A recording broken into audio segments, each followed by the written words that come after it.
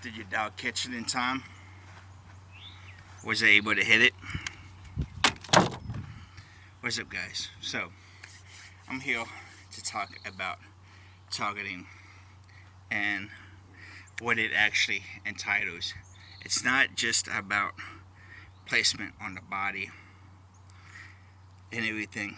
Yes, that has to do with targeting. You want the dog to engage what's effective, strong arm and everything, but you want the dog to be able to do it in a timely manner, no matter what the threat is.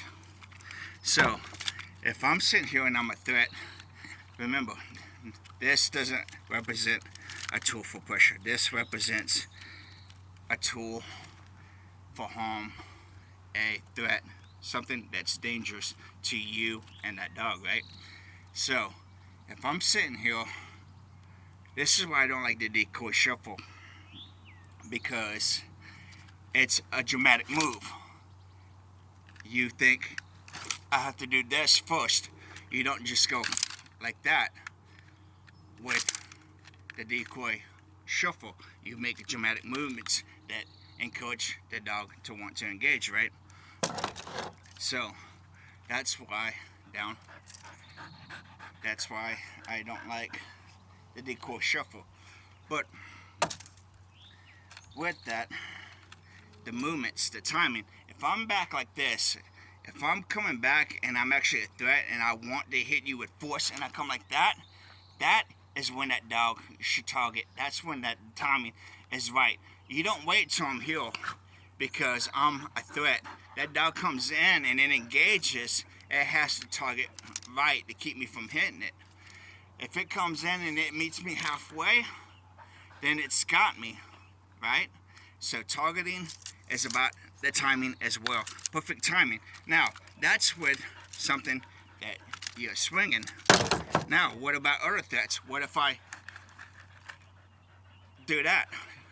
What if I pull out a weapon? What if I try to do it? If I'm sitting here and you don't understand me as a threat, then you're not going to be able to perceive that. You're not going to be able to pick up on it, to deal with that. But a dog that can pick up on gunpowder, that can pick up on my body odors, my chemical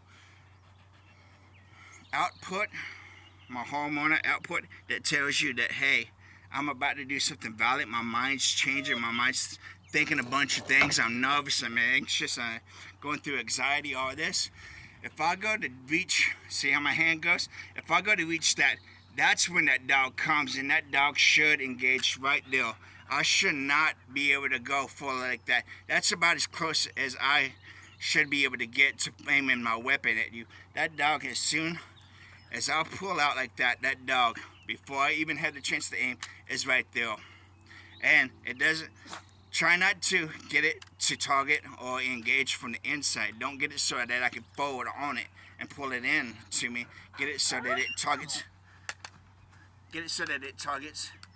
this right here, right? So, and same with a knife. As soon as I go pull out a knife, get that dog ready to engage, to respond, no matter what the threat is. Like right now, I got my dog laying right here, right? I know, I'll deal with it in a second. I got my dog right here, right? So if I'm just standing here calm, and all of a sudden I want to be a threat to this dog, right? And I want to bash her in the head, I go like that, make dramatic moves. Yeah, she's gonna know to react. But if I don't make dramatic moves, I just, like this, close quarters, keep it locked in, then how is she gonna act? How is she gonna respond? How is she gonna know that I'm a threat? And how is she gonna know when to target and where to target? So, with that placement of the targeting, you got the armpit or the shoulder. That's good because you got the artery and the vein right inside. Like if you see where I'm pinching, this is where you want to pinch. You don't want to pinch like that. You don't want the teeth to be like that. You want the teeth to be like that so it pinches that, so the dog's kind of dangling. From the back, it's the same thing. You want the dog to go closer in to that. You don't want it to hit all the bones up here. If you hit this area right here, it doesn't do anything where the joint is. If you're going to try to hit this, go higher up on the collar, closer to the neck, because right there you actually hit stuff to get the dog to make the person comply. So in the armpit, the veins, everything, try to hit those, and then the elbow.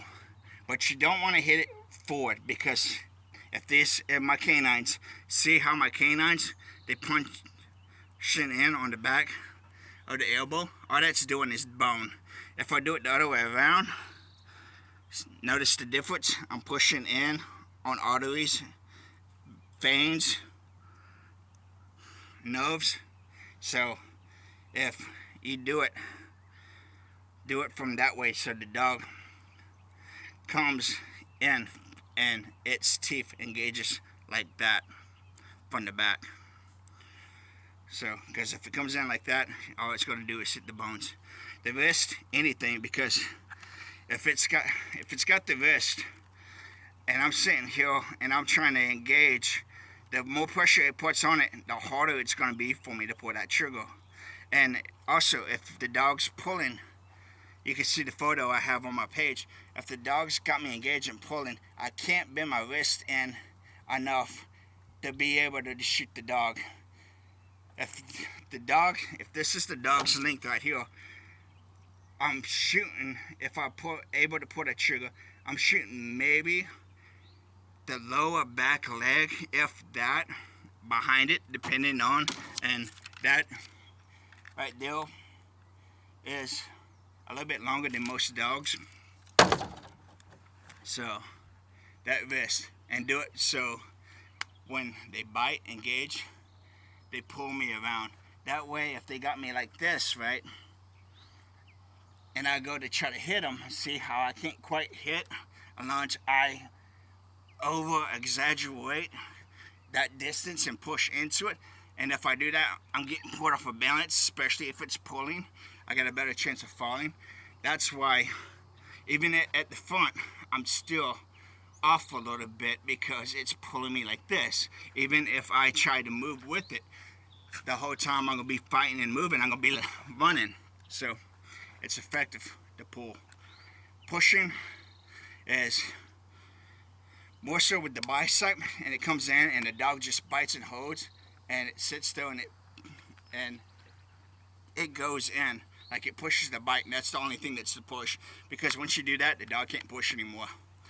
And I don't go with the biceps of either arm, because even on the strong arm, if I got the knife, right, and it's on the strong arm, I can still, as you can see, effectively bite that dog. Right there, I can do it, but the dog can move me. It can bite down, it can lock me in. Right there, I might be able to scrape some hairs off, but I'm not going to be able to do anything that's going to cause damage to that dog.